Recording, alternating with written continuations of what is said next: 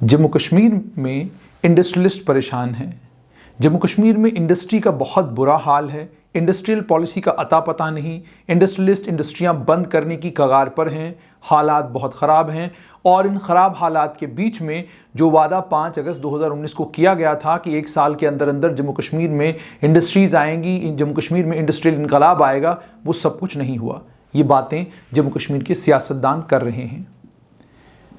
जम्मू कश्मीर के सियासतदान इंडस्ट्री को लेकर आज फिक्रमंद हुए हैं। अच्छी बात है, होना भी चाहिए, क्योंकि सियासतदानों ने ही कल कुर्सी पर बैठना है और दोबारा से इंडस्ट्रियल पॉलिसी, लैंड पॉलिसी और बाकी तमाम पॉलिसीज़ पर इन्हीं लोगों ने सोच विचार करना है। सोच विचार करके इन्हीं लोगों ने ये पॉलिसीज़ बनानी है। लेकिन ज़रूरी है ये मालूम किया जाए कि इस वक्त 2020 नवंबर 2020 में इंडस्ट्री का जम्मू कश्मीर में हाल क्या है। हमने ये किया, हमने सोचा कि जम्मू कश्मीर का मुकाबला, कंपैरिजन जो है हिमाचल प्रदेश के साथ किया जाए। वो क्यों? हिमाचल प्रदेश की आबादी हमसे आधी यानी 68 लाख के करीब करीब, हमारी आबादी 1,22,000, 2.5 लाख लोग, लगभग 3 लाख के करीब करीब लोग जो हैं वो लद्दाख में रहते हैं, यूनियन टेरिटरी ऑफ लद्दाख में रहते हैं, इसलिए उनको बाहर निकाल दिया मैंने। और लद्दाख का जो एरिया है वो 59,146 स्क्वायर किलोमीटर है, उस एरिया को भी बाहर निकाल दिया। अब जम्मू कश्मीर का जो बाकी बचा हुआ रकबा है वो 42,241 स्क्वायर किलोमीटर है। तो 42,241 स्क्वायर किलोमीटर वाला जम्मू कश्मीर और 55,673 किलोमीटर वाला स्क्वायर किलोमीटर वाला हिमाचल, इन दोनों का कंपैरिजन 68 लाख की आबादी और 1,22,00,000 की आबादी का कंपैरिजन किया जाए। और आइए आपके सामने तस्वीर लाएं कि क्या है इंडस्ट्री की शक्ल और सूरत जम्मू कश्मीर और हिमाचल प्रदेश में।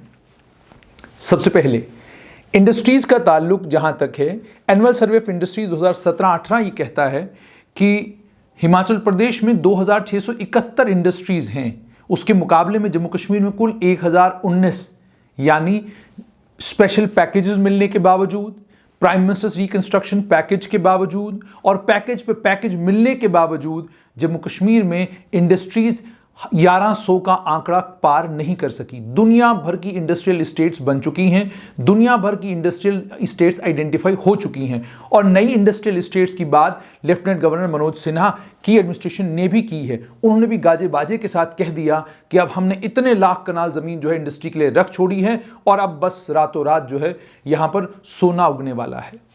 लेकिन तारीख की तरफ अगर थोड़ा सा नजर दौड़ाएं, और तारीख भी ज्यादा नहीं, यूं समझ लिए 3 साल पहले की बात है, 2,671 इंडस्ट्रीज थी हिमाचल में, हमारे यहाँ 1,019। फिक्स्ड कैपिटल 45,348 करोड़ रुपया फिक्स्ड कैपिटल के ऊपर खर्च किया गया हिमाचल प्रदेश में और हमारे यहाँ 9,202।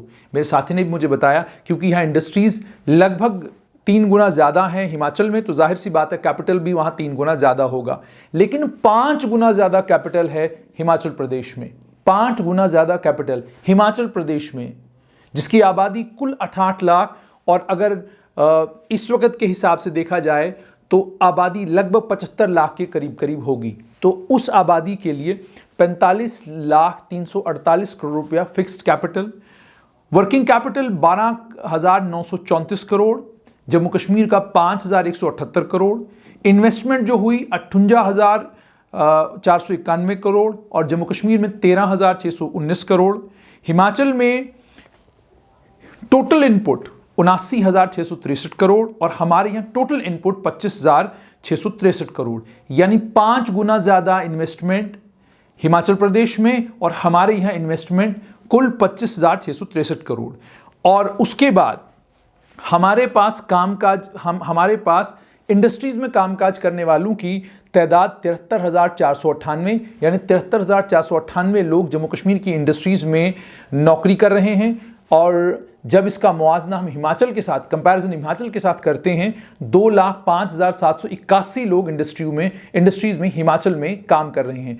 वही कुल्लू मनाली वाला हिमाचल, वही रोहतांग पास वाला हिमाचल, वही खूबसूरत शिमला वाला हिमाचल, वही हिमाचल जिस हिमाचल में डलहौजी है। डलहौजी के अलावा भी कई और खूबसूरत मकामात हिमाचल में हैं। जो ही आप पठानकोट से हिमाचल की तरफ निकलते हैं, रास्ता आपको खुद ब खुद बताता है कि तस्वीर कश्मीर के जैसे जैसी है।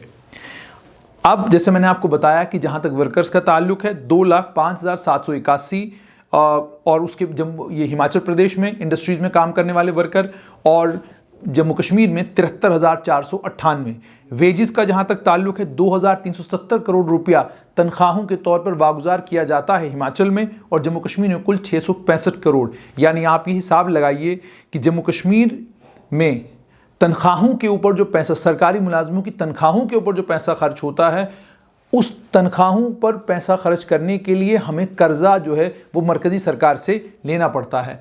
लेकिन उसके मुकाबले में आप हिमाचल में देखिए 2,377 करोड़ रुपया वहाँ पर तनख्वाहों में 2,377 करोड़ रुपया वहाँ पर तनख्वाहों पर खर्च किया जाता है इंडस्ट्रीज़ में।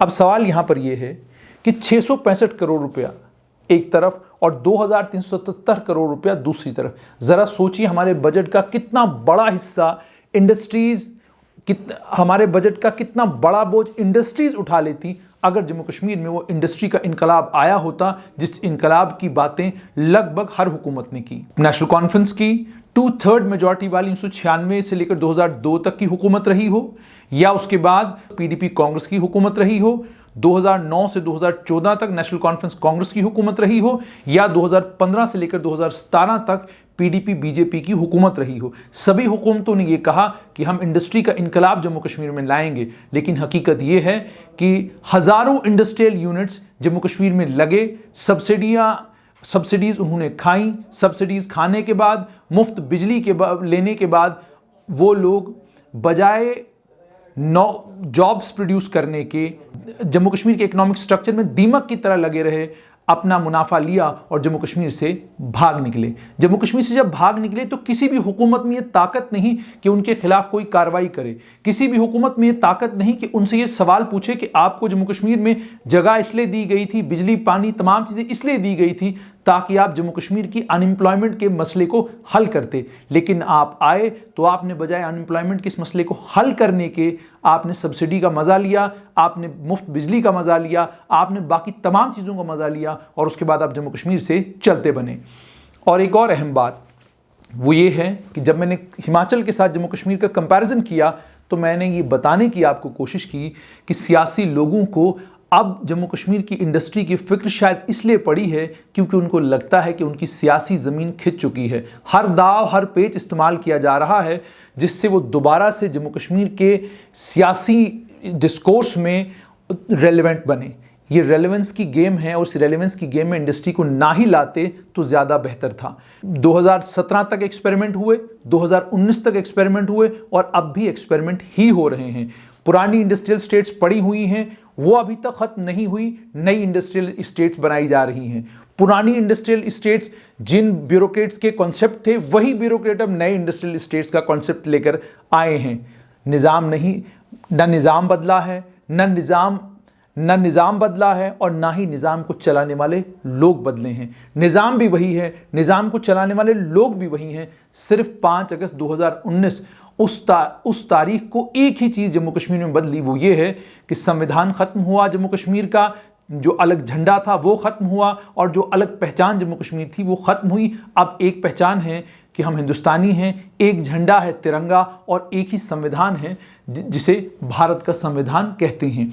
इस एक संविधान के बाद उम्मीदें और तवक्काएं तो ये थी कि बहुत कुछ रातों रात बदलेगा, लेकिन जिस तरीके से जो बेबी स्टेप हुकूमत उठा रही है खासकर इंडस्ट्री को लेकर, वो साफ तौर पर ये दिखाता है। हमारा फोकस आज भी ये है कि हम सरकार को ये बताएं इतनी ज़मीन हमने इंडस्ट्रियल स्टेट्स के लिए रख दी है, इतनी ज़मीन हमने फलां जगह इंडस्ट्रियल स्टेट्स के लिए रख दी है, भले ही उस इंडस्ट्रियल स्टेट्स पर इंडस्ट्री लगाने के लिए कोई ना आए।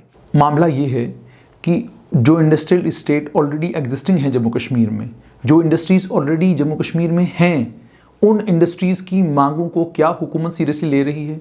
क्या उनके लिए एक इंडस्ट्रियल पॉलिसी आ रही है?